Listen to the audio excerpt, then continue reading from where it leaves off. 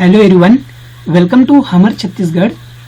आज 20 जुलाई 2020 है और आज का जो मोस्ट करंट अफेयर्स है छत्तीसगढ़ का, वर्ल्ड का, सारे इस वीडियो में डिस्कस करेंगे। तो वीडियो को लास्ट तक देखेंगे। ओके फ्रेंड्स, अगर आप चाहते हैं कि छत्तीसगढ़ का जो करंट अफेयर है आप सीजी लैंग्वेज में, छत्तीसगढ़ी बोली और भाषा में आप सुनना देखना पसंद करते हैं तो उसका वीडियो आपको शाम को 6 बजे मिलेगा। कितना? शाम को 6 बजे मिलेगा। हिंदी वर्जन में आपको सुबह मिलेगा मॉर्निंग में, ठीक है, 4 बजे से।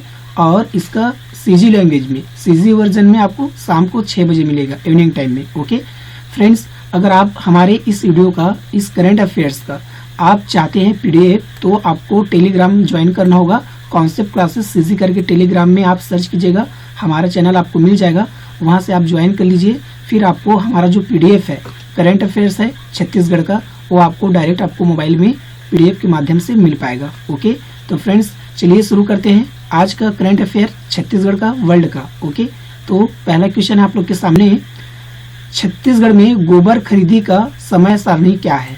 क्या है समय सारणी?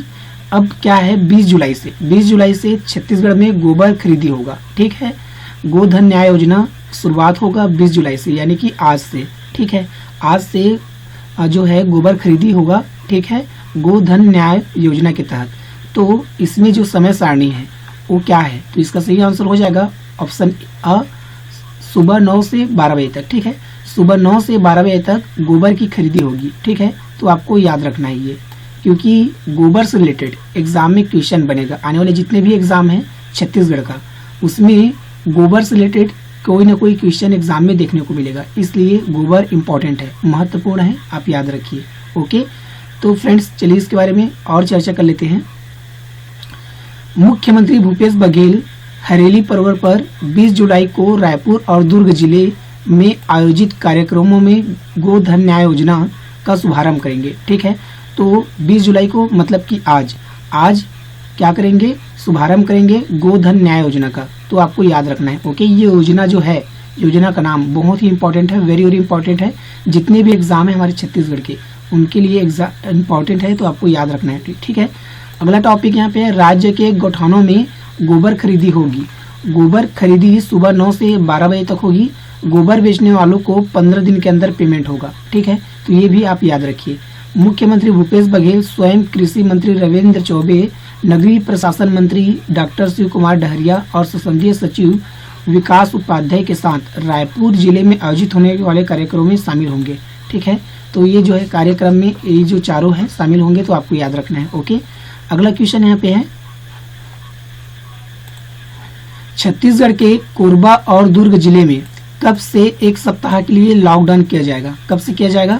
तो इसका सही आंसर हो जाएगा ख वाला, यानी कि 23 जुलाई। 23 जुलाई से एक हफ्ते के लिए लॉकडाउन किया जाएगा। कहाँ? कोरबा और दुर्ग में। ठीक है, तो आपको याद रखना है, कोरबा और दुर्ग में 23 जुलाई से क्या किया जाएगा? लॉकडाउन किया जाएगा एक सप्ताह के लिए। ओके, तो आपको याद रखना है। अभी क्या है, कोरोना संक्रमित बहुत ज्यादा है कोरबा और दुर्ग में। ठीक है, जिसके चलते 23 जुलाई से वहाँ क्या है, लॉकडाउन होगा एक सप्ताह के लिए, तो आपको याद रखना है। ओके, चलिए जानते हैं कहाँ और कब लॉकडाउन होने वाला है उसके बारे में। तो फ्रेंड्स यहाँ पे पढ़िए आप, छत्तीसगढ़ के कांकेर और रायपुर जिले में 22 जुलाई से लॉकडाउन किया जाएगा। ठीक है, कांकेर और रायपुर में 22 जुलाई से लॉकडाउन होगा। कोरबा और दुर्ग में कब से होगा? 23 जुलाई से। तो आपको याद रखना है, भूलना नहीं है। ओके, तो फ्रेंड्स यहाँ पे बात आया है किसका? कोरबा और दुर्ग का। तो चलिए हम कोरबा और दुर्ग को जानते हैं। सबसे पहले आप जानिए कोरबा के बारे में। ये आपको मैप में दिखाई दे रहा है कोरबा। ठीक है, ये जिसको मैं स्केच कर रहा हूँ, ठीक है, ये क्या है? कोरबा है। ठीक है, कितने राज्यों से सीमा साझा करता है? ये पहले क्वेश्चन बनता है। ठीक है, एग्जाम में क्वेश्चन बनता है कि कोई जिला कितने जिलों से, ठीक है, सीमा साझा करता है। ये एग्जाम में बनता है क्वेश्चन, तो आपको याद रखना है, पहला क्वेश्चन तो यही बनता है। तो कुल 7 जिलों से कोरबा जो है छत्तीसगढ़ के कुल 7 जिलों से सीमा साझा करता है। तो आपको याद रखना है कौन कौन सा है 7 जिला। एक तो मरवाही है, गोरेला पेंड्रा मरवाही। दूसरा क्या हो गया? कोरिया। तीसरा सूरजपुर। चौथा सरगुजा। पांचवा रायगढ़। छठवा जांजगीर चांपा और 7वां बिलासपुर। 7 जिलों से कोरबा जो है अपनी सीमा साझा करता है, तो आपको याद रखना है। ओके, कोरबा का जिला गठन फ्रेंड्स 1998 को हुआ। मातृ जिला है बिलासपुर में। ठीक है, जिला मुख्यालय और नगर निगम है कोरबा में। ठीक है, तो ये भी आपको याद रखना है।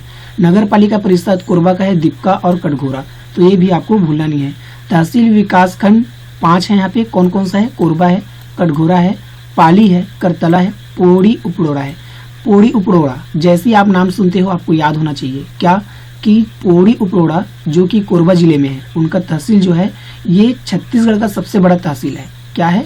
छत्तीसगढ़ का सबसे बड़ा तहसील है पौड़ी उपरोड़ा। ओके, और सबसे बड़ा विकास खंड कौन सा है? बिल्हा। ठीक है, बिल्हा बिलासपुर जिला का विकास खंड है। बिलासपुर जो है बिल्हा विकास खंड के अंतर्गत आता है, तो आपको याद होना चाहिए। ठीक है, और सबसे ज्यादा तहसील कहाँ है? जांजगीर चांपा में, ये भी आपको पता होना चाहिए। ओके फ्रेंड्स, विधानसभा यहाँ पे है 4, कोरबा में पाली, रामपुर, कटघोरा और कोरबा। ओके, 4 विधानसभा है। तो विधानसभा आप याद रखिए, एग्जाम में पूछा जाता है, मोस्टली एग्जाम में विधानसभा पूछा जाता है, आपको ध्यान में रखना है। एनटीपीसी है कोरबा में। एनटीपीसी का फुल फॉर्म क्या होता है? National thermal power corporation. क्या होता है?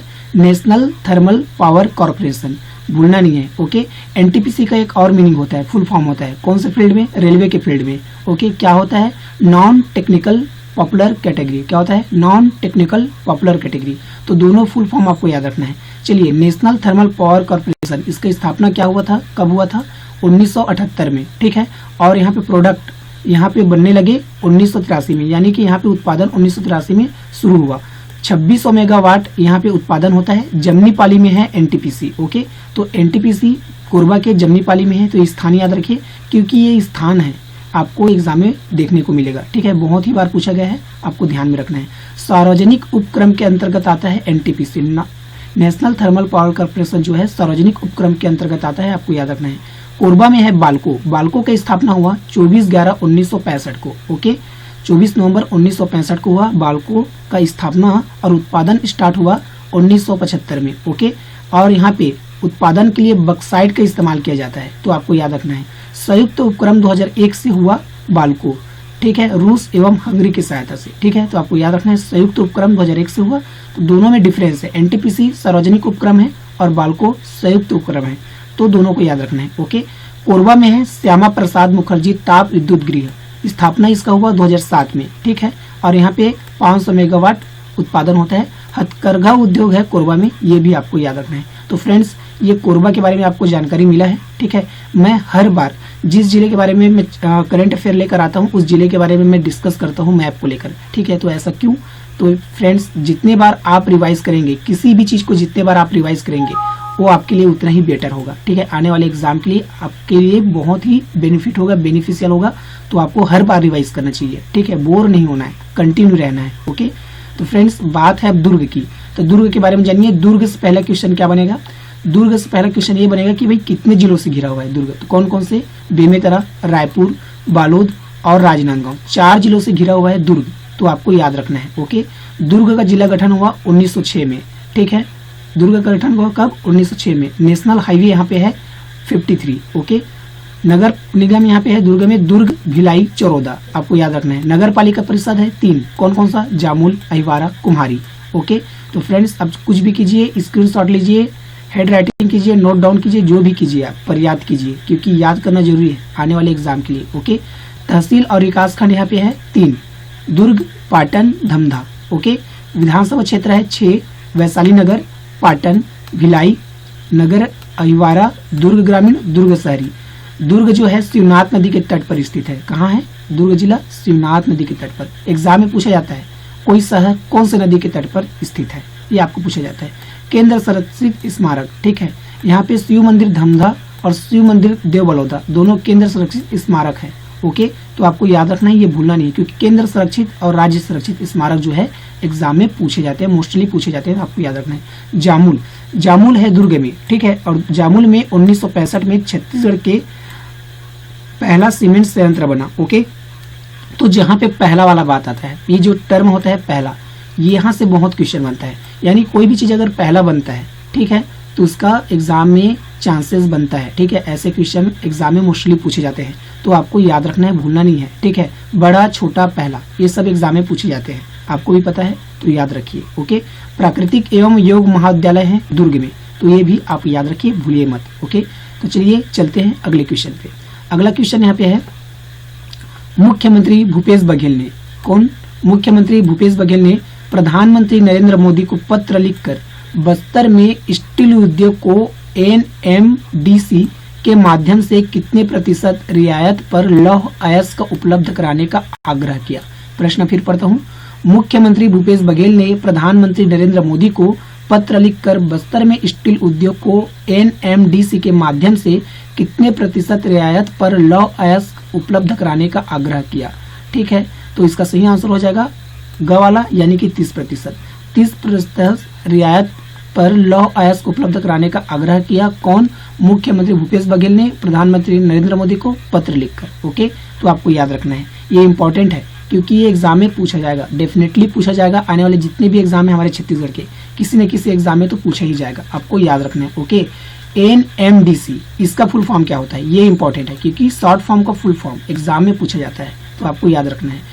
एनएमडीसी इसका फुल फॉर्म होता है, यहाँ पे मैंने लिखा हूँ, नेशनल मिनरल डेवलपमेंट कॉर्पोरेशन। क्या होता है? National mineral development corporation. तो ये आप याद रखिए।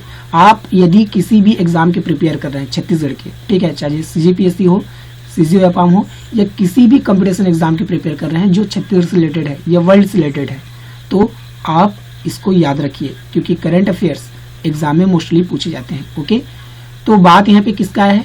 बस्तर। कौन सा बात आया? बस्तर। ठीक है, तो हम बस्तर के बारे में जानेंगे। बस्तर को आप मैप में देखिए, ये है बस्तर जो आपको मैप में दिखाई दे रहा है। ठीक है, जिला गठन हुआ कब हुआ इसका? 1948 को। ठीक है, सीमावर्ती राज्य क्या है? उड़ीसा। ठीक है, तो आपको याद रखना है। ओके, जिला मुख्यालय है नगर निगम, जिला मुख्यालय और नगर निगम है जगदलपुर। ठीक है, तो यहाँ पे जगदलपुर जो है कई बार एग्जाम में पूछा गया है। ठीक है, कई बार। ठीक है, तो आपको याद रखना है कि जगदलपुर जो है बस्तर का जिला मुख्यालय है और नगर निगम है, दोनों है। तहसील और विकास खंड बस्तर में है, 7 है, जगदलपुर है, बस्तर है, दरमा है, दरभा है, ये तोकापाल है, बस्तनार, बकावन, लोहांडी गुंडा। ठीक है, तो ये आप याद रखिए क्योंकि तहसील विकास खंड आपको पता होना चाहिए। उपनाम, बस्तर को उपनाम भी है, जनजाति मन के भूमि के नाम से जाना जाता है और साल पेड़ के द्वीप के नाम से भी जाना जाता है बस्तर को, तो आपको याद रखना है। विधानसभा क्षेत्र बस्तर में है, जगदलपुर है, चित्रकूट है, बस्तर है, ये भी आपको याद रखना है। जनजाति बस्तर में है परजा, ध्रुवा, मुरिया। ओके, तो ये भी आप याद रखिए। फ्रेंड्स, जितना भी मैं आपको यहाँ पे डिस्कस कर रहा हूँ, ठीक है, डिस्ट्रिक्ट से रिलेटेड सारे इंपॉर्टेंट आने वाले एग्जाम के लिए, इसलिए आप स्क्रीनशॉट लीजिए, नोट डाउन कीजिए, कुछ भी कीजिए पर याद कीजिए। ओके, हीरा, हीरा मिलता है कहाँ? तोकापाल में, तोकापाल है बस्तर में। बक्साइड मिलता है कुदारवाही में। ओके, आसना, तारापुर में, 3 जगह है, बक्साइड, कुदारवाही, आसना, तारापुर, और हीरा तोकापाल में। तो ये भी आप याद रखिए क्योंकि इसको कई बार एग्जाम में पूछा गया है, अनेक बार पूछा गया है, तो आपको याद रखना है। अभ्रक मिलता है दरभा घाटी में और कांकेर घाटी राष्ट्रीय उद्यान है कहाँ? बस्तर में, तो आपको याद रखना है। ओके, अब बस्तर कितने जिलों से घिरा है? 4 जिलों से। कौन कौन सा? कोंडागांव, दंतेवाड़ा, बीजापुर, सुकमा, तो ये भी आपको याद रखना है। ओके, अब चलते हैं नेक्स्ट क्वेश्चन पे। यहाँ पे अगला क्वेश्चन आपके लिए है, छत्तीसगढ़ ओलंपिक संघ के अध्यक्ष कौन होगा? कौन होगा? तो इसका सही आंसर हो जाएगा अ वाला, भूपेश बघेल। भूपेश बघेल जी जो हमारे वर्तमान के मुख्यमंत्री हैं छत्तीसगढ़ के, वो छत्तीसगढ़ ओलंपिक संघ के अध्यक्ष होंगे, तो आपको याद रखना होगा। ओके, भूलना नहीं है क्योंकि मोस्टली एग्जाम में पूछा जा सकता है। ओके, तो चलिए इसके बारे में डिटेल पढ़ लेते हैं कि कौन और क्या बने हैं। इनका निर्विरोध चुना जाना तय होगा। ठीक है, घोषणा भी बाकी है लेकिन निर्विरोध चुना जाना तय है। डेफिनेटली इन लोग को चुना जाएगा। तो अध्यक्ष पद के लिए मुख्यमंत्री भूपेश बघेल को चुना जाएगा। उपाध्यक्ष के लिए डॉक्टर ए फरिश्ता, अखिल भगत, बशीर अहमद खान, देवेंद्र यादव, गजराज पगरिया, जीएस भावरा, सहज शुक्ला, कैलाश मुरारका, विजय अग्रवाल, विनोद चंद्राकल, इनको उपाध्यक्ष पद पर नियुक्त किया जाएगा। ठीक है, ओलंपिक संघ के लिए, छत्तीसगढ़ ओलंपिक संघ के लिए, तो आपको याद रखना है। महासचिव है जो पद है उनके लिए गुरुचरण सिंह होरा को चुना जाएगा, तो आपको याद रखना है। सह सचिव अभिजीत मिश्रा, अरुण कुमार द्विवेदी, मनीष श्रीवास्तव, NR पराशर, विजय कुमार अग्रवाल, डॉक्टर विष्णु श्रीवास्तव, इनको सह सचिव के रूप में नियुक्त किया जाएगा। ठीक है, सदस्य इनके होंगे छत्तीसगढ़ ओलंपिक संघ के डॉक्टर आलोक दुबे, अनिल पुस्दकर, अयाज अहमद खान और जगन्नाथ यादव, जावेद अहमद खान, कलजीत अरोरा, पीयूष भाटिया, राजेश जंघेल, RK श्रीवास्तव, शिव प्रसाद कापसे, ठाकुर आनंद मोहन सिंह, VR चिन्नवार। ठीक है, तो ये हुआ डिटेल छत्तीसगढ़ ओलंपिक संघ के। आप स्क्रीनशॉट ले लीजिए और याद रखिए जो आपको इंपॉर्टेंट लगे।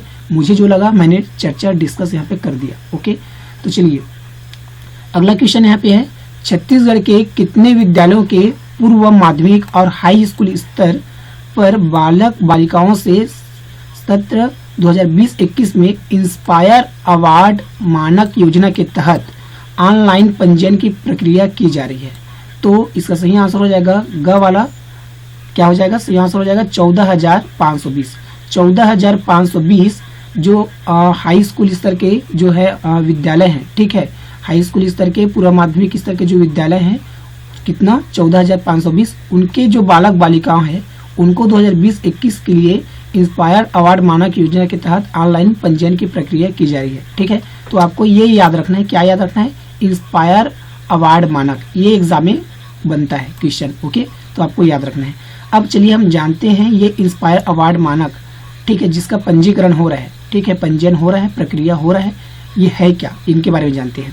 तो फ्रेंड्स यहाँ पे 10,000 रुपए नगद मिलेंगे चयनित प्रतिभागियों को मॉडल बनाने के लिए। तो ये साइंस फिक्शन है, साइंस रिलेटेड है, यानी साइंस रिलेटेड जो बालक बालिका होते हैं, जो छात्र होते हैं, ठीक है, जो प्रयोग करते हैं और उनका जो है प्रदर्शन करते हैं राष्ट्रपति भवन में, ठीक है, उनके लिए है ये। ठीक है, तो 10,000 रुपए नगद मिलेंगे जिसका चयन होगा, ठीक है, प्रदर्शन के लिए जिसका चयन होगा, ठीक है, प्रदर्शन के बाद जिनका चयन होगा उसको 10,000 रुपए मिलेंगे प्रतिभागियों को। 14,520 स्कूलों के बच्चों के लिए बेहतर अवसर है ये। ठीक है, 60 श्रेष्ठ मॉडल का प्रदर्शन करेंगे राष्ट्रपति भवन में।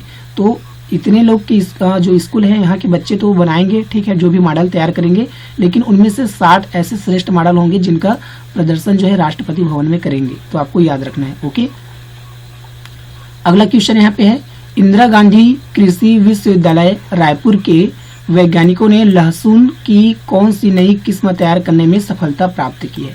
तो ये बहुत अच्छी बात है, लहसुन की किस्म। ठीक है, तो इसका सही आंसर हो जाएगा ऑप्शन ए, यानी कि अ वाला, छत्तीसगढ़ लहसुन 1।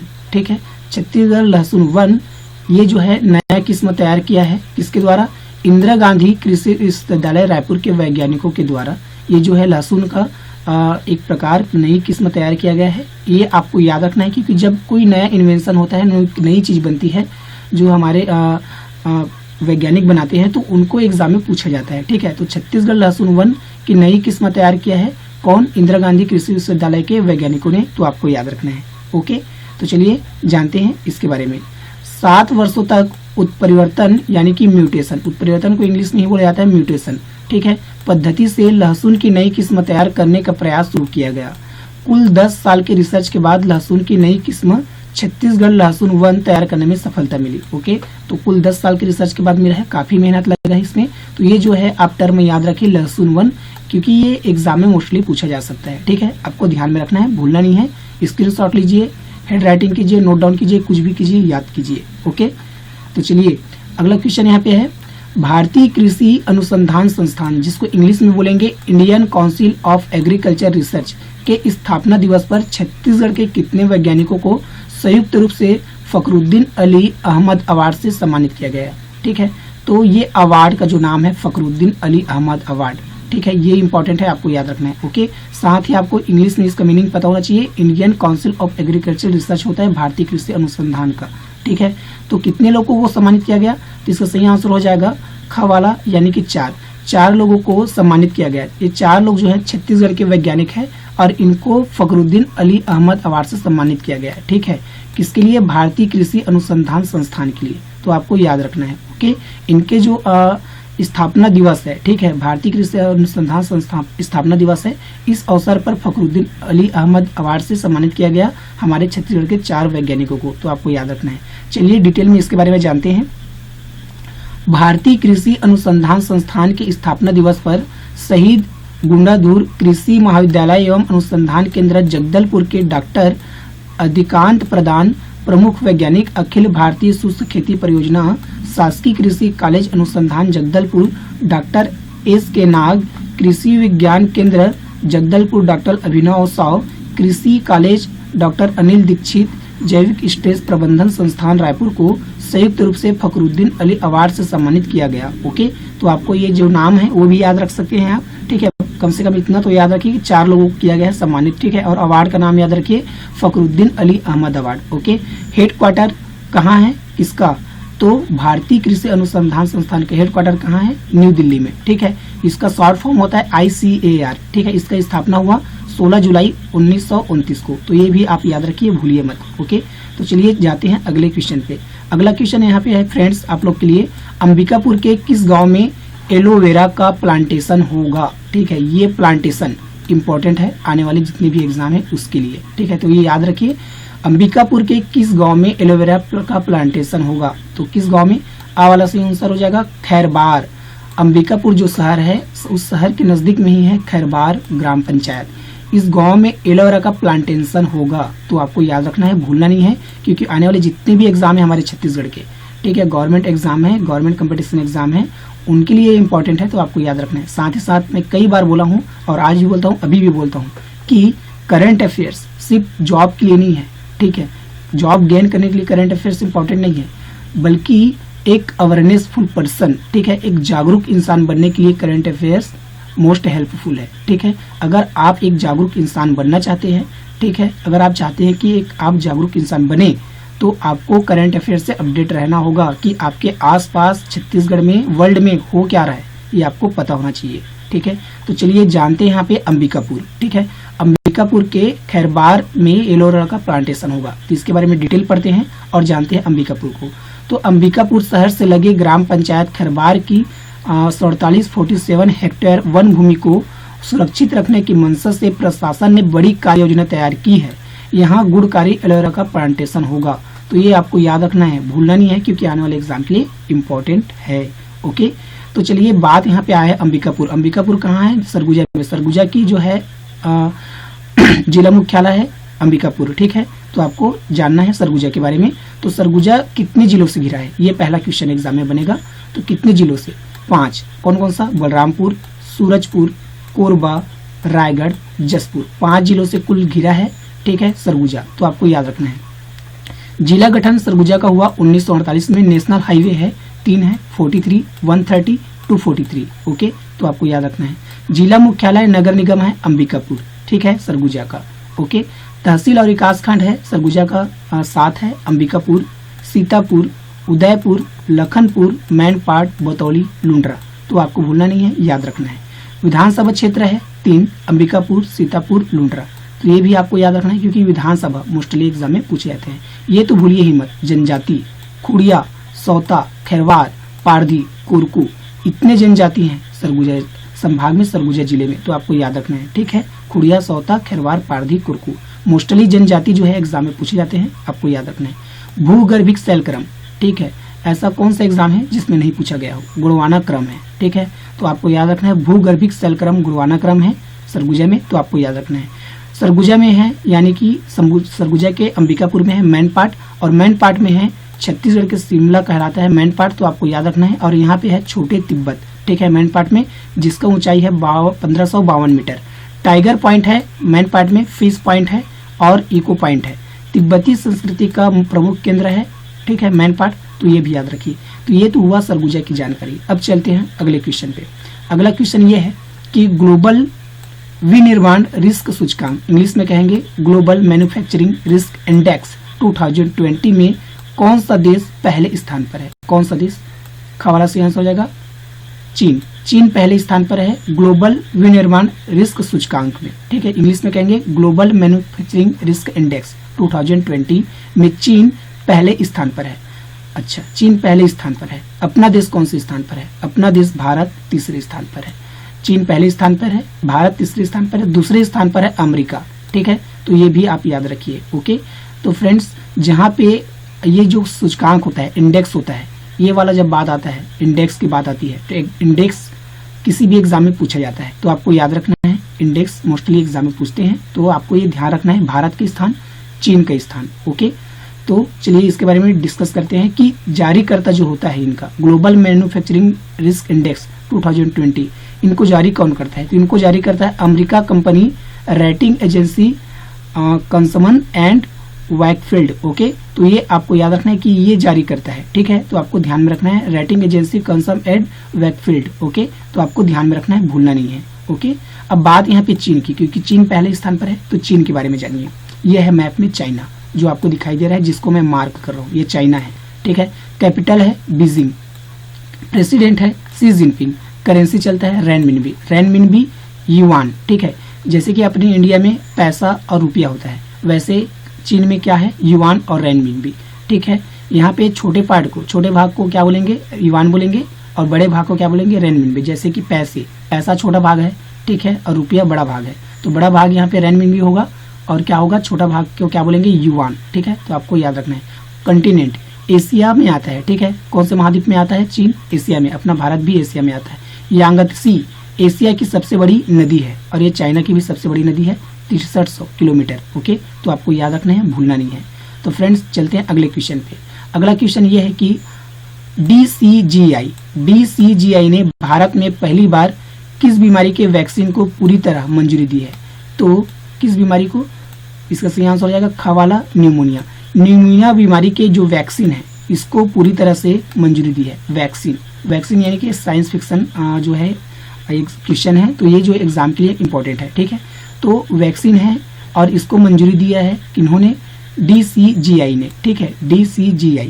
तो हम DCGI के बारे में जानेंगे कि आखिर है क्या। ठीक है, तो DCGI ने भारत में पहली बार, ठीक है, न्यूमोनिया के वैक्सीन को पूरी तरह मंजूरी दी है, तो आपको याद रखना है। ओके, तो चलिए हम जानते हैं DCGI के बारे में। DCGI, ठीक है, इसके पहले ये जानिए कि न्यूमोनिया बीमारी के फेफड़ों में असाधारण तौर पर सूजन आने के कारण होती है, और इस बीमारी में फेफड़ों में पानी भर जाता है। ठीक है, तो इस बीमारी में जो होता है फेफड़ों में पानी भर जाता है, तो एक घातक बीमारी है, इससे रोगी के पेशेंट की जो है मौत हो सकती है। ठीक है, तो आपको याद रखना है। DCGI इसका फुल फॉर्म होता है drugs controller general of India. क्या होता है, drugs controller general of India. ये आपको याद रखना है क्योंकि शॉर्ट फॉर्म का फुल फॉर्म एग्जाम में पूछा जाता है। स्थापना हुआ DCGI का 14 अगस्त 2019 को, और मुख्यालय है नई दिल्ली में। ठीक है, कहाँ है, नई दिल्ली में है मुख्यालय, तो आपको याद रखना है। चेयरमैन है VG सोमानी, तो ये भी आप याद रखना है। तो आप इतना याद रखिए DCGI के बारे में। ठीक है, क्योंकि यहाँ से जो है एग्जाम में क्वेश्चन बनता है। अगला क्वेश्चन है नेल्सन मंडेला अंतर्राष्ट्रीय दिवस कब मनाया जाता है। कब मनाया जाता है, तो इसका सही आंसर हो जाएगा अ वाला, यानी कि 18 जुलाई। 18 जुलाई को मनाया जाता है नेल्सन मंडेला अंतर्राष्ट्रीय दिवस। ठीक है, अब ये मनाया क्यों जाता है ये जानना बहुत जरूरी है। नेशनल मंडेला अंतर्राष्ट्रीय दिवस 18 जुलाई को तो मनाया जाता है, लेकिन मनाया जाता क्यों है ये जानना ज्यादा जरूरी है। और है कौन नेल्सन मंडेला, ये जानेंगे। ओके, तो यहाँ पे मैं पढ़ के बता देता हूँ। नेशनल मंडेला अंतर्राष्ट्रीय दिवस शांति के लिए नोबेल पुरस्कार विजेता एवं पूर्व दक्षिण अफ्रीकी राष्ट्रपति नेशनल मंडेला के जन्मदिन पर मनाया जाता है। ठीक है, तो आपको याद रखना है। अब दक्षिण जो है पूर्व दक्षिण अफ्रीकी राष्ट्रपति रहे नेशनल मंडेला के जन्मदिन को ही मनाया जाता है नेशनल मंडेला अंतर्राष्ट्रीय दिवस। ठीक है, इनको शांति के लिए नोबेल पुरस्कार मिला था, तो आपको याद रखना है। ठीक है, और इसको मनाता कौन है, संयुक्त राष्ट्र इसको मनाता है। नेल्सन मंडेला का जन्म हुआ 18 जुलाई 1918 को। कहाँ हुआ, साउथ अफ्रीका मेउजो में। और इसका मृत्यु हुआ 5 दिसंबर 2013 को। तो ये भी आपको याद रखना है। ये है नेल्सन मंडेला जो आपको इमेज में दिखाई दे रहा है। ठीक है, इसी के जन्म दिवस को मनाया जाता है नेल्सन मंडेला अंतर्राष्ट्रीय दिवस। इसको शांति का नोबेल पुरस्कार मिला है, पूर्व दक्षिण अफ्रीका के ये राष्ट्रपति रहे हैं। ठीक है, तो आपको याद रखना है, भूलना नहीं है। ओके, क्योंकि नेल्सन मंडेला, ठीक है, इसको दक्षिण अफ्रीका का गांधी कहा जाता है। ये भी आपको याद रखना है क्योंकि यहाँ से इसके नाम से क्वेश्चन बनता है, इसलिए आपको ध्यान में रखना है। अगला क्वेश्चन है आपके सामने, किस फुटबॉल टीम ने ला लिगा 2020 का खिताब जीता है। तो किस फुटबॉल टीम ने, ग वाला सही उत्तर हो जाएगा रियल मैड्रिड ने ला लिगा 2020 का खिताब जीत लिया है, और ये फुटबॉल टीम है रियल मैड्रिड। तो आपको याद रखना है, भूलना नहीं है। ओके, क्योंकि खेल से एग्जाम में क्वेश्चन मोस्टली बनते हैं, इसलिए आपको ध्यान में रखना है, भूलना नहीं है। अगला क्वेश्चन यहाँ पे है, किस रेटिंग एजेंसी ने वित्त वर्ष 2021 में भारत की GDP -9.5% रहने का अनुमान लगाया है। तो किस एजेंसी ने, तो इसका सही आंसर हो जाएगा अ वाला, यानी कि ICRA। ठीक है, ICRA ने वित्त वर्ष 2021 में भारत की GDP, ठीक है, को -9.5% रहने का अनुमान लगाया है। ठीक है, तो ये जो GDP होता है और इससे रिलेटेड क्वेश्चन जो होता है एग्जाम में मोस्टली पूछे जाते हैं, इसलिए GDP से जितना भी क्वेश्चन बनता है आप याद रखिए, नोट कीजिए, हेड राइटिंग कीजिए, कुछ भी कीजिए, पर आप याद कीजिए। ओके, अब यहाँ पे बात है GDP और ICRA दोनों के बारे में जानेंगे। ओके, तो सबसे पहले आप जानिए GDP के बारे में। GDP का फुल फॉर्म होता है ग्रॉस डोमेस्टिक प्रोडक्ट, हिंदी में कहेंगे सकल घरेलू उत्पाद। ओके, तो आप दोनों याद रखिए, इंग्लिश और हिंदी दोनों भी। अभी है क्या, किसी निश्चित चालू वर्ष में किसी राष्ट्र द्वारा उत्पादित समस्त वस्तुओं और सेवाओं के मूल्य को जीडीपी यानी कि सकल घरेलू उत्पाद कहते हैं। क्या कहते हैं? किसी निश्चित चालू वर्ष में किसी राष्ट्र द्वारा उत्पादित समस्त वस्तुओं और सेवाओं के कुल मूल्य को जीडीपी सकल घरेलू उत्पाद कहते हैं। तो आपको याद रखना है। ICRA इसका फुल फॉर्म होता है investment information and credit rating agency. क्या होता है?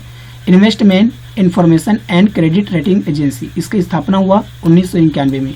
मुख्यालय कहाँ है? गुरुग्राम। गुरुग्राम का है हरियाणा में। ओके, CEO है नरेश टक्कर। ओके, तो आप इतना याद रखिए ICRA के बारे में और जीडीपी के बारे में, क्योंकि यहाँ से क्वेश्चन मोस्टली एग्जाम में बनते हैं। ओके, अगला क्वेश्चन है आप लोग के सामने फ्रेंड्स, IOC ने डैकर में होने वाली युवा ओलंपिक 2020 को कब तक के लिए स्थगित कर दिया है? ठीक है, IOC।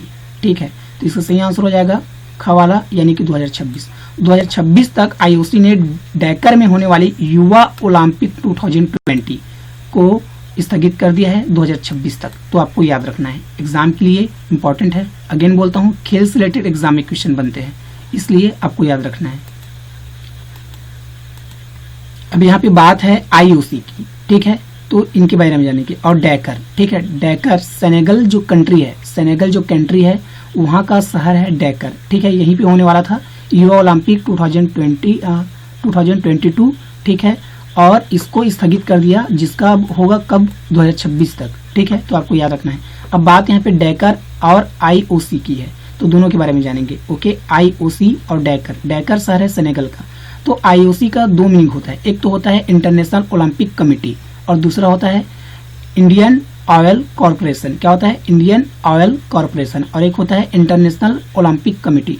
ठीक है, तो दोनों आप फुल फॉर्म याद रखिए। ठीक है, क्योंकि दोनों में से किसी एक का ही पूछा जाएगा एग्जाम में। ठीक है, एक ही टाइम में दोनों को नहीं दिया रहेगा ऑप्शन में, तो ये भी याद रखिए। अब जानते हैं IOC के बारे में। IOC का फुल फॉर्म यहाँ पे है इंटरनेशनल ओलंपिक कमेटी, जिनका स्थापना हुआ 23 जून 1894 को। मुख्यालय है ल्यूसाने है स्विट्जरलैंड में। ओके, अध्यक्ष है थॉमस बाच। तो ये याद रखिए आप IOC के बारे में। IOC का एक और फुल फॉर्म बताया हूँ आपको। क्या बताया हूँ? Indian oil corporation. ओके, तो ये भी आपको याद रखना है। अब जानिए डैकर के बारे में। क्या? किसके बारे में? डैकर के बारे में, क्योंकि डैकर जो है शहर है किसका? सेनेगल का। ठीक है, तो आप सेनेगल को मैप में देखिए, ये है सेनेगल। ठीक है, और यहाँ पे कहाँ है? डैकर यहाँ पे है, देखिए। ठीक है, डैकर शहर है किसका? सेनेगल का। तो सेनेगल के बारे में जानिए। कैपिटल है डैकर। ओके, मतलब कि सेनेगल की राजधानी है डैकर और प्रेसिडेंट है मैकी सैल। प्राइम मिनिस्टर है यहाँ पे मोहम्मद डियोने। ठीक है, तो ये भी आप याद रखिए। करेंसी चलता है West African CA franc. Okay, तो ये आप करेंसी याद रखिए, क्योंकि करेंसी मोस्टली एग्जाम में पूछा जाता है। कौन से महाद्वीप में आता है? सेनेगल अफ्रीका महाद्वीप में आता है, तो ये भी आप याद रखिए, भूलिए मत। ओके, तो चलिए चलते हैं अगले क्वेश्चन पे, लास्ट क्वेश्चन पे। फ्रेंड्स, अगला क्वेश्चन है, भारत ने फ्रांस और अमेरिका के साथ अंतर्राष्ट्रीय उड़ानों को संचालित करने के लिए किस नाम के द्विपक्षीय समझौते पर हस्ताक्षर किया है? प्रश्न फिर से पढ़ता हूँ। भारत ने फ्रांस और अमेरिका के साथ अंतर्राष्ट्रीय उड़ानों को संचालित करने के लिए किस नाम के द्विपक्षीय समझौते पर हस्ताक्षर किया है? तो इसका सही आंसर हो जाएगा अ वाला, यानी कि एयर बबल। एयर बबल नाम के द्विपक्षीय समझौते पर हस्ताक्षर किया है भारत ने। ठीक है, किसके साथ? फ्रांस और अमेरिका के साथ। तो आपको याद रखना है। ठीक है, क्योंकि जो समझौता होता है उसके बारे में पूछा जाता है, और इसमें तो स्पेशली समझौते का नाम भी है एयर बबल। तो ये आपको याद रखना है। फ्रांस और अमेरिका के साथ समझौता हुआ है, तो आप दोनों के बारे में जानिए। सबसे पहले आप जानिए फ्रांस के बारे में। ये है मैप में फ्रांस जो आपको दिखाई दे रहा है। ठीक है, कैपिटल है फ्रांस का पेरिस। ओके, प्रेसिडेंट है इमैनुअल मैक्रोन।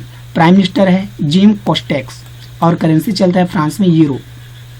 जो कंट्री यूरोप में आता है, कौन से महाद्वीप में आता है? यूरोप महाद्वीप में आता है, उसका जो करेंसी डेफिनेटली यूरो होता है। तो आपको याद रखना है। Prime minister, president, capital, currency exam में मोस्टली पूछे जाते हैं, आपको ध्यान में रखना है। अब बाकी है बात अमेरिका की। तो अमेरिका को देखिए आप, अमेरिका ये है यूनाइटेड स्टेट। अमेरिका को बोला जाता है यूनाइटेड स्टेट।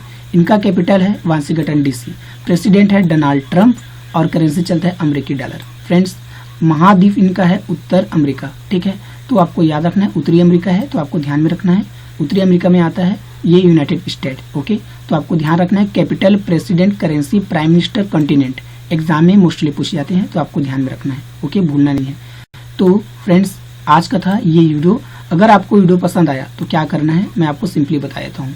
आपको क्या करना है, लाइक करना है। अगर वीडियो आपको पसंद आया तो लाइक तो करना ही है। अगर आप चाहते हैं ठीक है कि आपका नॉलेज और ज्ञान बढ़े तो शेयर करना है, क्योंकि शेयर करने से, नॉलेज को शेयर करने से ज्ञान बढ़ता है, घटता नहीं। चैनल में पहली बार आए हैं तो सब्सक्राइब कीजिए, बेल आइकन को प्रेस कीजिए ताकि आने वाले जितने वीडियो हैं आपको आपके मोबाइल पे सीधे डायरेक्ट मिल सके। इसका PDF चाहिए तो कॉन्सेप्ट क्लासेस CG ज्वाइन कीजिए टेलीग्राम पे। ओके, तो फ्रेंड्स थैंक यू।